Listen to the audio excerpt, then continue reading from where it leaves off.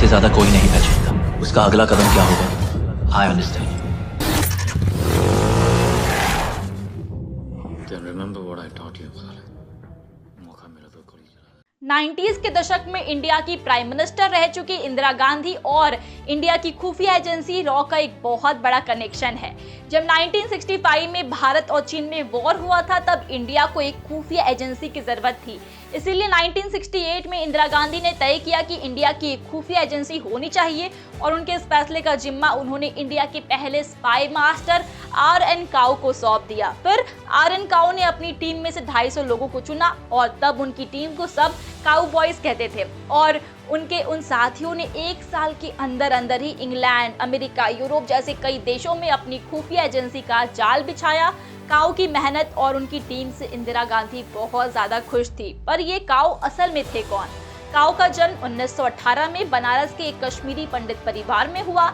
Allahabad college से literature में master कर उन्होंने 1939 में भारतीय पुलिस सेवा ज्वाइन की। भारत की आज़ादी से कुछ साल पहले ब्रिटिश सरकार ने उन्हें इंटेलिजेंस ब्यूरो का डायरेक्टर बना दिया।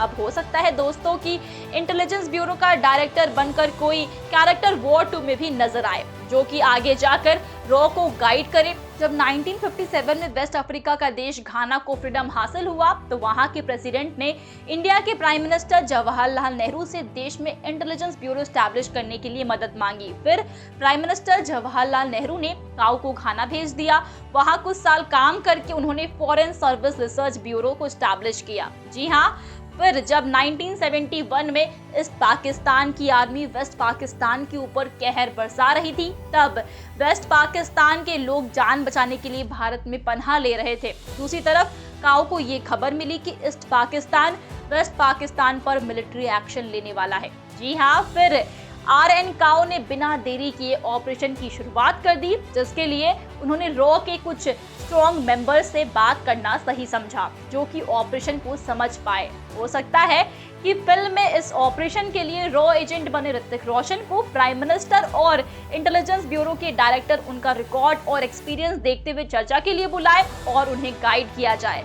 फिर इस पाकिस्तान के सभी जहाजों को इंडियन टेरिटरी से गुजरने से रोक दिया गया। इसके लिए काउ ने रॉ के एक एजेंट से ही भारत के एक हवाई जहाज को हाईजैक करवाया और हाईजैक करने वालों को कश्मीर के अलगाववादी की पहचान दी गई। हो सकता है कि फिल्म में ऋतिक रोशन पर आंख बंद करके इस तरह की हाईजैकिंग की जिम्मेदारी सौंपी जाए। फिर सभी पैसेंजर्स को सेफली भारत पहुंचाकर हवाई जहाज को लाहौर एयरपोर्ट पर ब्लास्ट करा दिया गया। इस बहाने से इस पाकिस्तान की आर्मी पर इंडियन टेरिटरी से उड़ने को लेकर रेस्ट्रिक्शंस लगा दिए गए। जी हाँ, फिर काउ की निगरानी में वेस्ट पाकिस्तान के लोकल लोगों को गोरिल्ला लड़ाई के लिए ट्रेंड किया गया। मुक्ति वाहिनी नाम की इस गोरिल्ला आर्मी ने 8 महीनों तक पाकिस्तान आर्मी के छक्के छुड़ा दिए।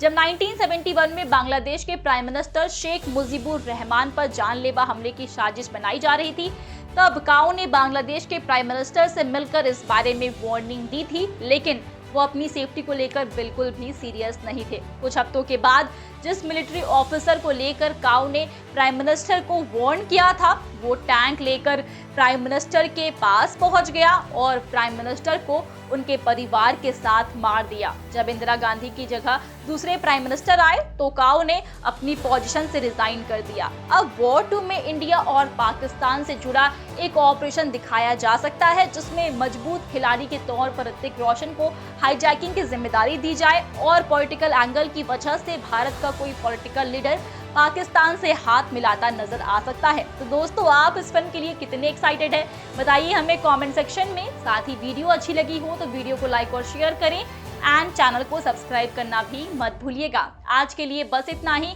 मैं प्रगति मिलूंगी आपसे नेक्स्ट वीडियो में। सेफ रहिए, मुस्कुराते रहिए। Bye bye.